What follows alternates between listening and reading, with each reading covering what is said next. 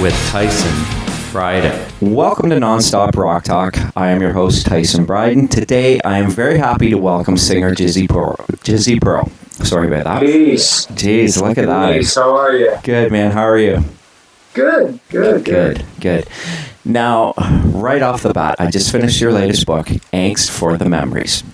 You got this. Okay, you got Angst, so that's killer. Yeah, it was. There's 3. Okay, you sent me Angst, so. Yeah. I'm glad because it's gnarlier to read. It's more rock and roll, I guess, is what you want to. It's cool. Say. It's very cool, and I wasn't sure what to expect, and and more or less, I guess it's kind of a collection of short stories that honestly, some of them are really astounding. And before we kind of dive into a few of those stories, without giving away too much, kind of give me a little bit of back history on those stories themselves. Well, I've written 3 books, and the first one was I Got More Crickets Than Friends, which was released about a month ago. And I guess I've always sort of been a writer, songwriter, and I've always sort of written. But when the internet came out and started to get for real in 1998, 99-ish, people started to do blogs, you know what I mean? Yeah. And that's kind of how I started to put it on the internet. And then I just amassed enough stories and enough stuff. And then I decided, well, someone suggested I write a book. And I thought, well, am I good enough? I'm not really good enough. And I just thought, well, fuck it. I'll just do it. And I did it. And now I'm, in on my 4th book already. Wow. That's amazing. I mean, I started writing, since I do the Sleaze Rocks thing as a writer, I only started doing it maybe 4 years ago, and I sent something to Olivier at Sleaze Rocks, and I said, hey, I'd really like to take a go at this. And it worked out really well, to the point where there's an artist for a band called Slick Toxic up here that we're here in Canada, and the guitar player asked me to help him write his autobiography. So people dug the writing, right? And it was something that I never imagined that I was any good at. So, well, it's it's one of those things. Some people are good at it, and it's natural. Yeah. If it comes out natural, then it's killer. Yeah. You know what I mean? Yeah. So getting into the book a little bit, there's an interesting part in the book. You're out at the Rainbow, and I believe it was with your wife, I think, or girlfriend and some friends. Ex-wife. Okay. Now, I've never been to the Rainbow, and you kind of... My current wife just flipped you off. Oh, tell her I'm very sorry. I apologize. I'm sorry. But I've never been to the Rainbow. So, I mean, you're kind of describing what the Rainbow's like in the story as you're telling it. And, right. And you kind of... That's the great thing about books, because you're kind of imagining that scene in your head. You're not seeing it. You actually have to imagine it, right? So, did this actually occur? Yeah. That's, the Rainbow is one of the places, like the icons of the Sunset Strip. And people used to, I don't know if they do as much anymore. I don't live in Los Angeles, but people would come there as tourists to go to the Whiskey and the Roxy and the Rainbow. You know what I mean? Take pictures of the Lemmy statue, and it was a big deal. It was a big, like a rock and roll, place to go. And back in the day, there was a lot more. I don't know. There was a lot more posing going on. Right. I guess is what you could say. And my ex-wife had a friend in town, and let's go to the Rainbow type thing. So I just wrote about it, about how when you go in, everyone at all the tables turns around to see if you're somebody. Yeah. You know what I mean? Yeah. That's a true story. They all turn and see, is that Gene Simmons? Yeah. Is that the guy from Creed? You know what I mean? Or is he's just some asshole? And then you go upstairs, and that's where all the cocaine people hang out and all the mafia gangsters and stuff like that. And yeah, I mean, the story is actually true. It's fucked up, but true. It is, yeah. It was like, I was like, wow, okay, that's cool. But I mean, that's not the most fucked up story in the book, because there's a few of them. I mean, let's talk about the dude and the ants. That was very comical. And how you ever came up with that was I was reading and I'm going, oh my God, this is crazy. It's comical, yet it's kind of disturbing as well. And it kind of paints his girlfriend in the light of being like this cock-starved nympho as the story goes on, right? I like that, cock-starved nympho. Yeah. You know, I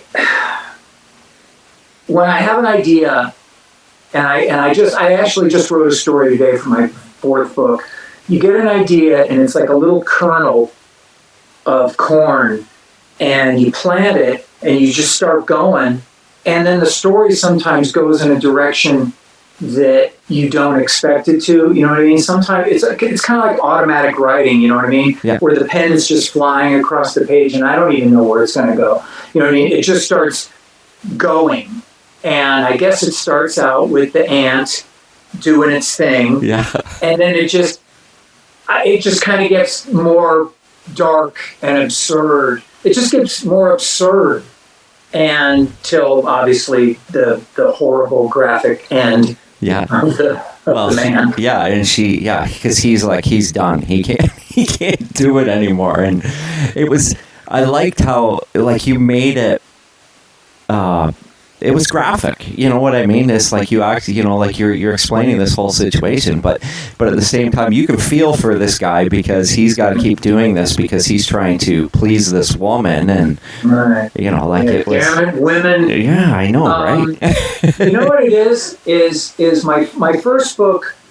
I'm a big fan of the writer Charles Bukowski and Hunter S. Thompson, and my first book was sort of written in that sort of style because, you know, you write about the, you know, in the style of the people that you dig. Like I always tried to sing like Robert Plant and Ronnie James Dio, and over the years I ended up singing like myself. But, you know, those early demos, you can hear the Dio, you know what I mean, and the Roger Daltrey and stuff like that. So as a writer, I guess in any art form, you start by mimicking people that you dig. And then in the second book, this book, Angst for the Memories, I'm a big Stephen King fan. Yeah. I always have been. And the way he describes violence and graphic horror is like you're in the room. You know what I mean? It's like you're in the room and it jumps off the page and grabs your throat. And I always thought, wouldn't it be cool to be able to do that, to paint a picture where you're in the room and this horrifying shit is happening, you know, and that's kind of how the second book sort of developed. Yeah, and see, the thing was, as I'm reading it, because you've got your intro part and you're kind of explaining yourself, you know, like as, you know, who you are and whatnot. And I'm like, okay, I don't know, I have no idea where this is going to go, which I loved. I had no idea. And it's like, and then you read a story, like the first story is about the serial killer.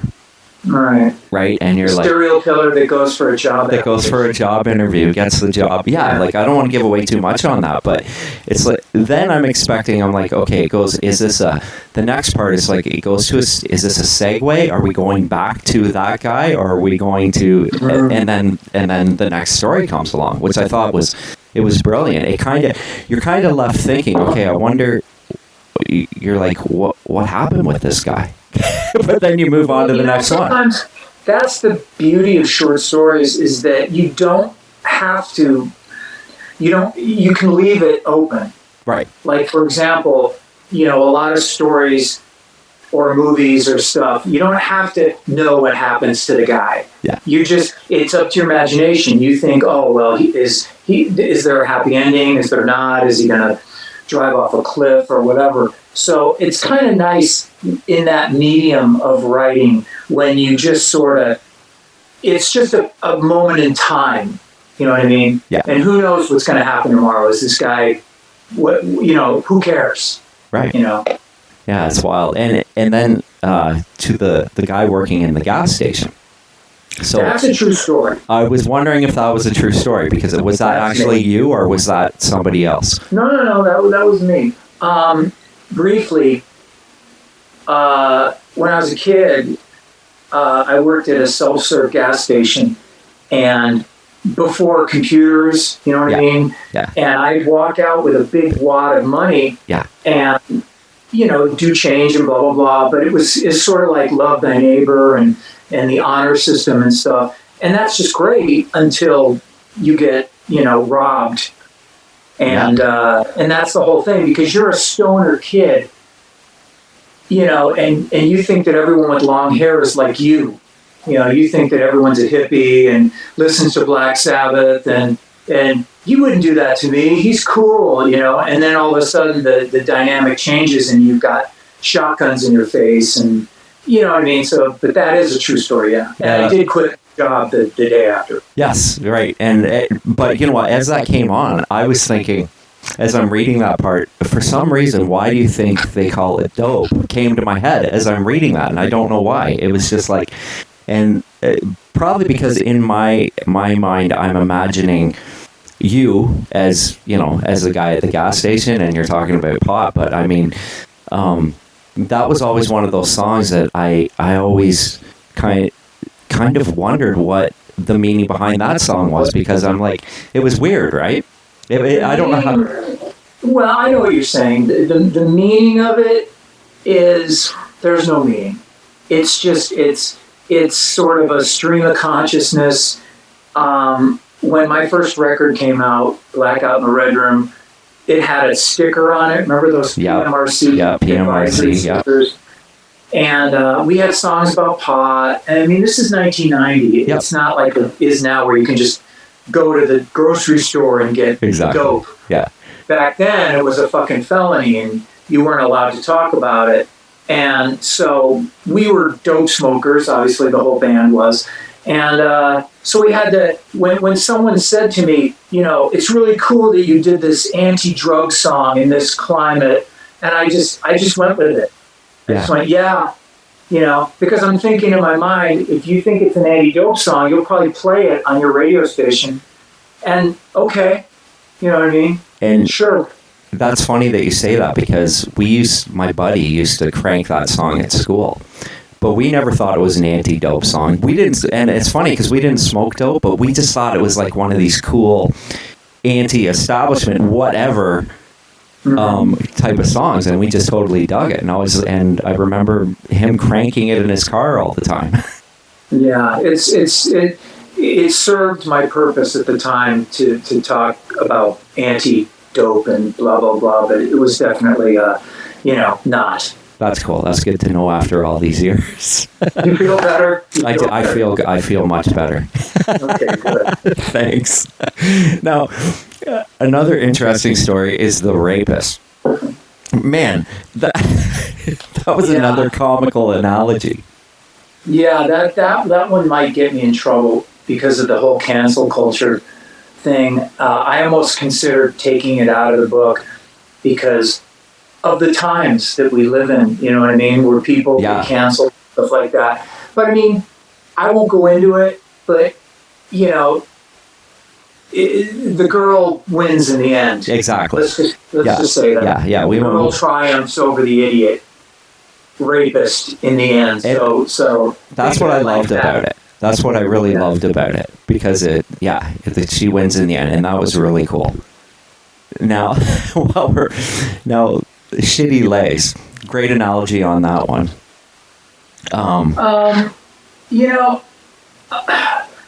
It's funny because I've been in rock and roll for 30 years now. I mean, still working, still surviving. Yeah.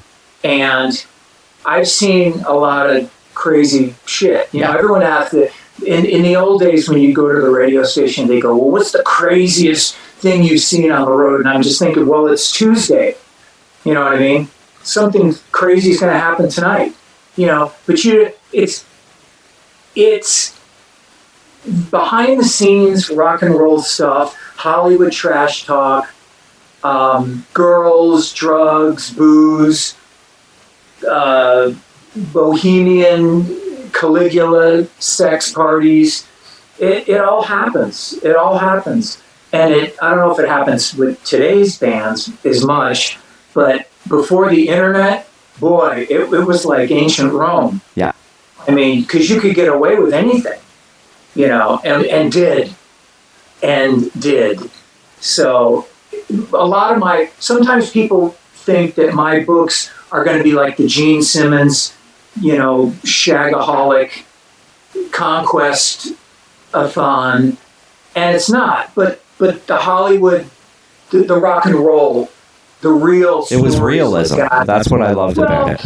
Of shit that, you know what I mean? People's names were changed, but a lot of that shit happens. Either I was on the bus watching it, or perhaps participating, or perhaps, you know what I mean? So that's the kind of stuff that people think about, like what goes on in the back room of the bus, when the lights go up. Well, crazy shit. It's in there. It's in the book. If you want to know, it's in that book, right? And it's funny you said watching from the bus. I mean, that one scenario of I don't want to give away too much on that, but I mean, just that, speaking of the bus and the analogy of sitting back and watching what was going on with the truck drivers, for instance. Right. Yeah, that's a true story. That happened on the Poison tour in 1999. Wow.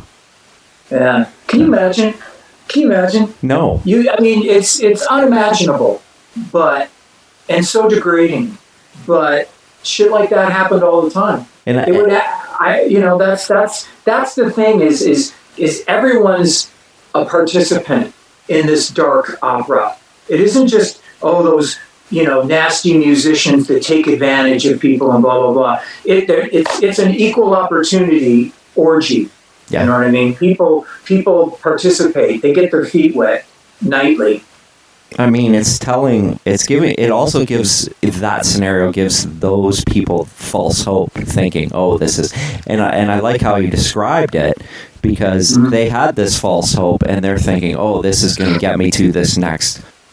The next tier? The next tier, yeah, exactly. And I love how you did that, because it actually puts it into the definition of actually how it really happens, like what's really going to happen in the end. Yeah, well, there's degrading stuff that happens on the road. I mean, I don't know, again, but then again, nobody's forcing anyone to do anything. That's right. You know what I mean? Everyone wants to get backstage. Everyone wants that sticker. You know what I mean? And it's just, I guess it depends on how low you want to go. Yeah. It's dark. When I think about it, it's dark, but that's sometimes people... That's part of it too. That's part of the rock and roll thing too. You know what I mean? It's not everything you see on stage. It's also what happened. Van Halen has stories of under the stage. That's right. And Def Leppard has stories of under the stage of all the shenanigans that went down. It isn't just me. Yeah. Blues Traveler gets laid. You know what I'm saying? It's just, that's true. Everybody. That's true. Now, another interesting section is of Bill. Without going into the actual story, what you kind of alluded to, the fact there was a background with Bill. He was a bus driver, I believe, when you were with L.A. Guns, I think it was. Right. That's sort of embellished. That's not quite as fucked up as I made it to be. That was basically a story that I concocted, but you kind of took it to the absurd, you know what I mean? Yeah, and you kind of explain that, and you say, well, you know what, I told him if I ever wrote a story, I was going to put him in it, and I was going to, have it all fucked up, more or less, as you say. Well, yeah, because he was a dick. Yeah. He was a dick. A lot of times, when I was in L.A. Guns back in that time, sometimes you get tour buses that are cheaper than the top of the line buses. You know what I mean? Because you want to save money because you're the opening band and you got to save money. So you get the cheaper bus, but with the cheaper bus comes the air conditioning breaking down, or the flat tires, or a bus driver that's kind of a fuck up, like a sling blade guy. You know what I mean? As opposed to a regular normal bus driver. Something's wrong when you get the cheaper bus. And we got this guy, and our shit kept breaking down, and he was lost, and he cost us gigs. And I said to myself, one day I'm going to write a story, and you're going to get, murdered ruthlessly for this. my revenge, I guess. That was a great story too. It was messed up, like everything that happened to that guy. It was awesome. It was like, oh my god, it's like one of those things where, oh my god, that happened now? Like this already happened to him and now this is happening? You're like, wow. Yeah, that shit just writes itself, man. It's crazy. It was very well done. Now, the last bit of the book, as you say, is kind of a happy ending to the book, which I think in terms of life, it totally is. And I found that one section, found it interesting that the bass player of Love Hate, which was Skid Row's, I believe, somehow managed to piss off the record company at the end of the deal. Yeah. I mean, we were going to get let go anyway. We had a 2-record deal with Sony, and our first record sold okay, and then the second record came out, and I mean, I don't want to sit and place the blame on anyone because it's just the way it is, but the record company picked a single and a video that was wildly inappropriate for what we thought. We had one in mind that was more commercial, more radio friendly. Because, back at that time, you wanted to get on the radio. That was your ticket to full gigs and MTV and everything. If you had a song that stuck, but put it this way, Alice in Chains was on our label. And when Man in the Box came out, Sony took all the credit for Alice in Chains' success, but they didn't really know what to do. And I was friends with Lane, and he told me, he goes, they didn't know what to do, but Man in the Box stuck on radio, 80 radio stations, week after week after week after week, and that's what propelled them. It was the power of their music, not the magical, radio record company. Yeah. So Sony had Bruce Springsteen and Barbra Streisand and stuff like that, so they didn't really know how to market guys that jumped around like the Chili Peppers and played metal and stuff like that. So they made a couple of bad decisions, and then when they make the bad decisions, it ends up being the band's fault if the band doesn't sell records, and so that's what happened. And my bass player sort of was a bit more vocal as far as his anger over our over what was happening to us and this and that. And but we were going to be let go anyway, I think. So in the end, it really didn't matter. I think I said that in the book. Yeah, you did. It's dollars and cents. Yeah. If you're a complete fuck up and you sell 15 million records, they're going to keep you. Yeah. They'll just put a Depends undergarment on you so you don't piss your pants. You know what I mean? Yeah. But if you don't sell records, you're a dick. I think they missed the mark on you guys because you guys could have. You were in between. You guys weren't like an L.A. glam band. You guys were kind of more on the other side of what was about to happen.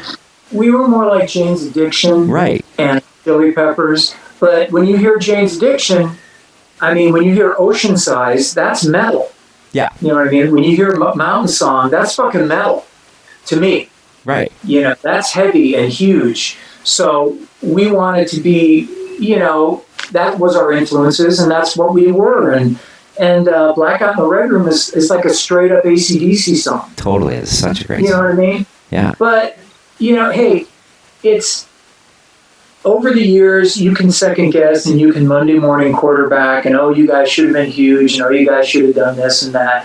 But in the end, most people don't ever get to do anything. That's true. Most people on the Sunset Strip never got a dime, never got an MTV video, never got a tour, never got anything. Yeah. You know what I mean? So they're all working, at Microsoft now or something like That's that. Right. You know what I mean? So they don't know. So what I'm saying is I look back on my career back with the Sony and the records and stuff like that as a complete blessing.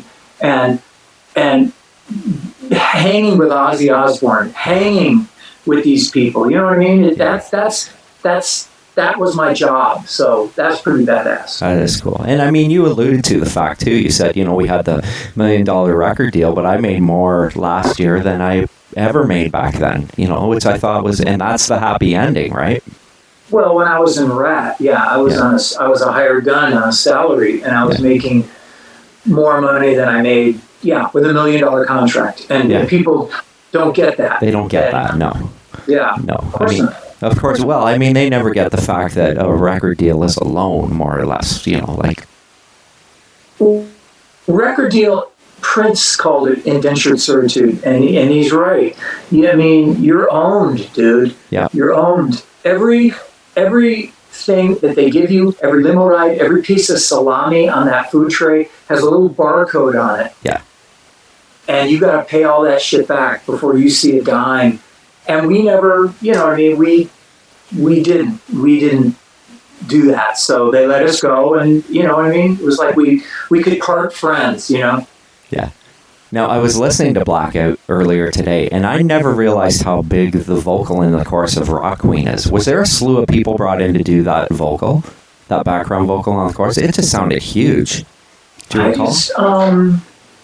I don't think so. I think it was just a couple of guys. It was me and John and Skid doing the, I probably doubled it. I don't know. It sounds great. It's got a great sound to it. That's a good record. That's a great record. Yeah, that's a great. And the second one, Wasted. It is. I have that one as well. They're both great. Yeah. Now, you're about to release a new album on Golden Robot Records. Well, I'm not about to. It's going to come out in a couple of months, but it's finished. Yeah, it's called Hell California. It's on Golden Robot Records, and I guess when it comes out, it comes out. You know how that is with the record companies. Yeah. It's some vague, indeterminate time in the future, your record will be released. Yeah, so. I thought that was weird because Soul Mama's been out for a while now. Like the first. Well, they put out singles every couple of months. I mean, that's what they do. And then they do the pre-order thing. It's just different because there's no more record stores. Yeah. You know what I mean? And there's no more MTV. And so I guess, I don't know. It seems weird to me, but this is, I guess, how they market shit in 2021. Yeah. I mean, I think they did that with Gilby Clarke, too. Those singles were coming out quite a long time before the album, right? Right, exactly. And it seems weird to me because you're waiting in anticipation. You're like, when's this going to come out? You're used to going to a record store and just plucking it off the shelf. Yeah. I mean, people don't buy records anymore. I mean, we all know that people don't buy records anymore. Yeah. You know, there's so I guess this is how they do it. Now they do it, via the internet, and I don't know. It's weird. It is weird. Will the album be released on vinyl? I guess so. Cool. Awesome. I mean, I assume. I mean, I'm sure it'll come out in all the normal outlets. But I mean, are there even record stores anymore? I mean, who the fuck knows? There is, but they're not. Oh, there's like one. Yeah, one in each town Amazon. If you're lucky. And Amazon. I mean, that's where I buy a lot of vinyl on Amazon. But I do have a local record store, but it's more used stuff, right? And then they'll get the odd new release in, but I think you have to ask for it. You know what? I would hate to be a new band right now trying to navigate these unfamiliar waters. I really would, because there's no radio stations, there's no tour buses, there's no tour support, there's no record companies. And if they do sign a band, they sign these 360 deals where they take all your money. I mean, back in the day, the record companies would take a chunk, but you would at least get something. Right. So you could pay your rent and stuff like that. Now you don't get anything. I mean, they take your merch. It's a fucked up thing. It's take fucked your up. Merch. And That's and Spotify with that whole thing. Ooh, you got 8,000, spins of your new record. Here's your 2 cents. That's fucked up. Well, but you know what? I guess for me, having had such a long, career or whatever, I just come to terms with it. You know what I mean? I didn't, when people started stealing music, I didn't want to make records. I was in L.A. Guns, and Tracy was trying to convince me, you still have to make new music. You know what I mean? And I was so hesitant because I wasn't ready to realize that this is just the way it is now. Yeah. You know what I mean? You can't fight it. You know what I mean? And your energy comes from new music. And he was right. And so Frontiers called me. You want to make a record? Yes. Golden Robot called me. You want to make a record? I said yes.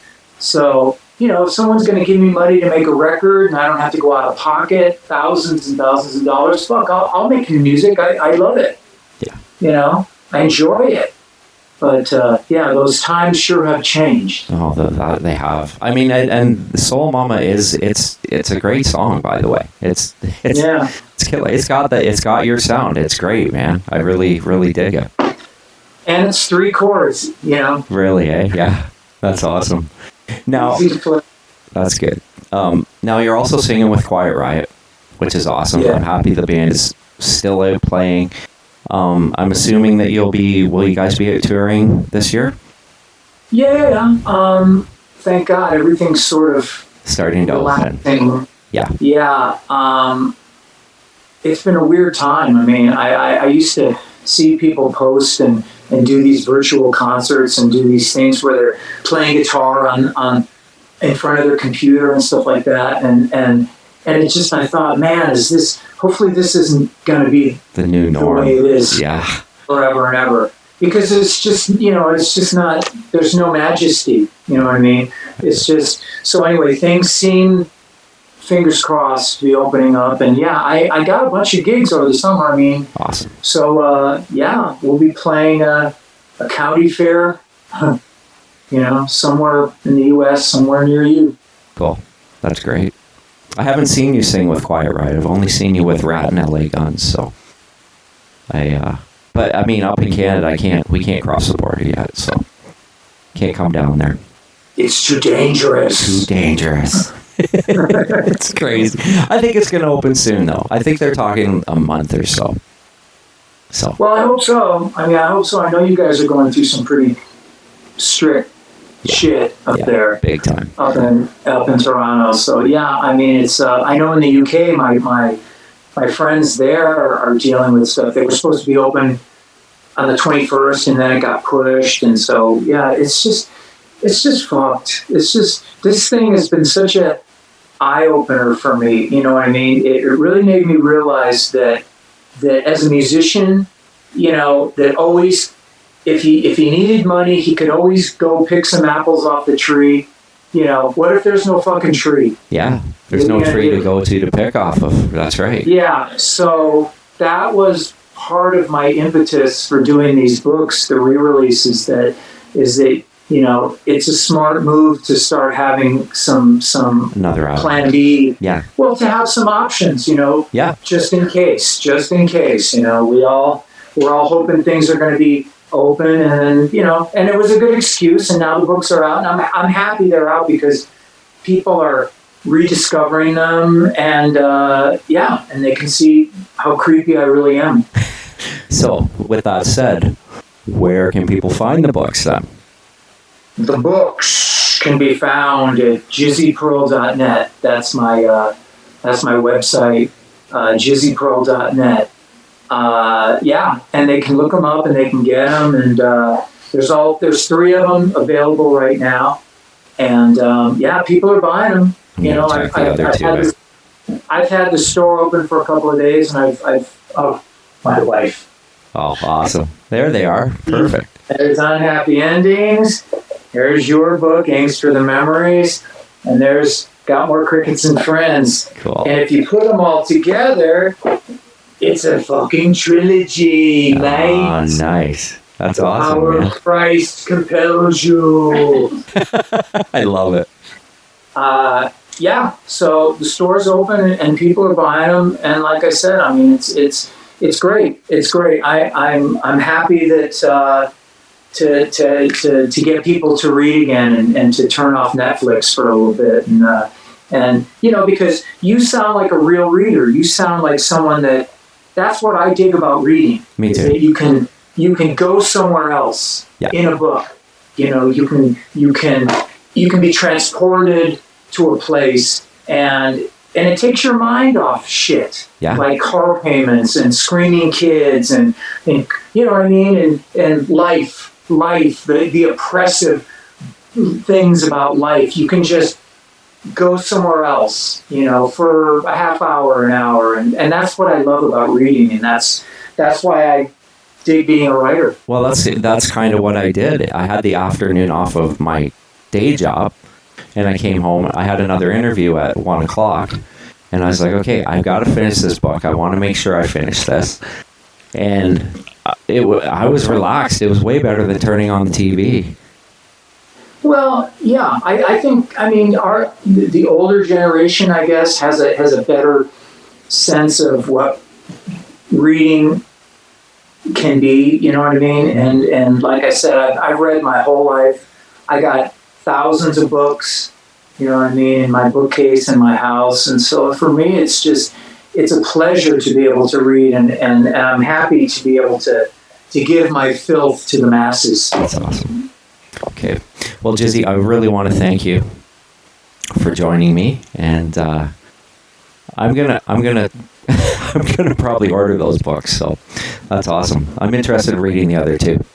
Well, I'll send you the other ones in a form that you can check out. Okay, I'd like that. That's cool. Yeah. Okay. Because Canada's a little tougher as far as your the U.S. Post Office. Well, it's shipping up here right now is brutal, horrible. Yeah. I mean, trying to get a vinyl to come up from the States sometimes it's more expensive than the vinyl itself.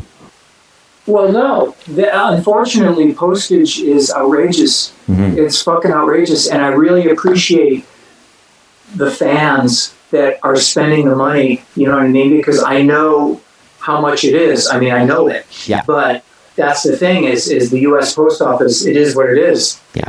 You know what I mean? Exactly. You know, they're going to charge what they charge, and it's what do you know what I mean? There's nothing you can do about it. It's that you got to pay. No. Unless, you know, you want me to hand carry it to your house in Canada. Exactly. You know, would you do that for me? You know what I mean? No. All right, man. Well, enjoy the rest of your day. Thanks again. And hopefully we'll get to talk again in the future. Okay, sounds good. Thank you. Thanks, Jizzy. Take care. All right. Bye-bye. Yeah!